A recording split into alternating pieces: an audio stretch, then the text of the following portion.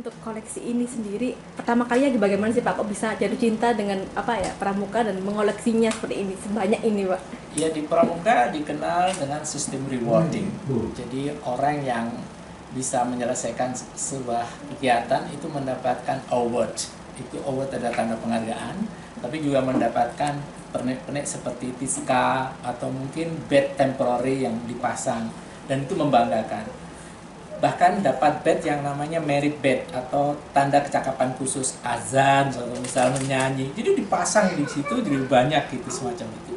Nah, dari situlah saya ingin bagaimana kalau saya mengumpulkan itu dari seluruh Indonesia, kalau bisa bagaimana seluruh dunia. Itu berkeinginannya semacam itu, karena pramuka sistemnya adalah sistem pemberian penghargaan terhadap orang yang berprestasi.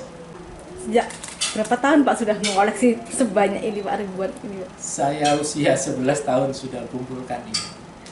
Dan ada yang lucu juga ketika itu, karena zaman itu adalah zamannya politik. Orang tua saya selalu menyelidiki yang dikumpulkan itu bed apa saja itu. Jangan-jangan partai terlarang sampai begitu. Jadi pasti setiap malam dilihat kotak-kotak itu apakah ada simbolnya partai. Memang kadang-kadang juga ada yang terikut. Bapak kok bisa konsisten Pak untuk mengumpulkan ini semua Pak? Ya, saya begini, orang itu senengannya adalah melengkapi, terus melengkapi. Nah, dengan disiplin, pelan-pelan akhirnya jadi banyak. Ketika jadi banyak ini sulit mau dihilangkan, bagaimana? Sekalian deh untuk dikumpulkan. Dan ini sebagai tempat untuk mengedukasi orang-orang untuk mengetahui perjalanan pramuka kayak demikian. Apalagi ini mendunia. Nah, kan karena mendunia Pak, pasti juga ada yang kayak sistem kayak barter dengan teman yang sama-sama kolektor atau bagaimana Pak? Ya, untuk memperoleh ini ada 3 hal. Satu, biasanya saya karena mengikuti kegiatan saya mendapatkan. Yang kedua, swap atau cingades, jadi bertukar dengan orang lain pada saat kegiatan. Di saat kegiatan pramuka dunia itu ada sesi untuk tukar menukar, namanya meet swap. Jadi pertemuan untuk tukar menukar bed gitu. Dan itu antar pramuka, ini dapat apa, ini dapat apa, itu swap. Kemudian yang ketiga, kita membeli. Jadi membeli, ya kita harus tahu bahwa di dunia selalu ada Scott Shop, jadi toko pramuka atau kedai pramuka di dunia.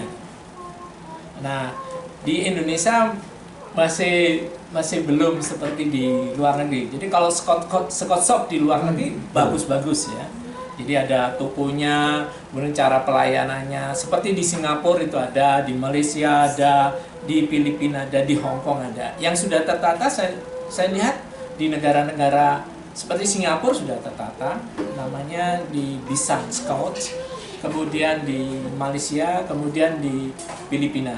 Dan Filipina juga punya hotel pramuka. Jadi hotel itu bisa pramuka menginap dapat diskon, tapi orang lain juga boleh menginap, dan itu untuk pembiayaan pramuka, termasuk di Hong Kong dan sebagainya. Yang paling berkesan mungkin yang mendapatkan barang itu susah sekali, itu ada nggak sih Pak kayak gitu Pak? Ada, jadi barang-barang vintage namanya itu. Jadi gini, suatu misal itu adalah bed yang dikeluarkan dari tahun yang paling lama. Apalagi kalau itu berdekatan dengan pendiri pramuka. Suatu misal bed yang didapat dari Gilwell Parks dari London, semacam itu paling sulit dicari.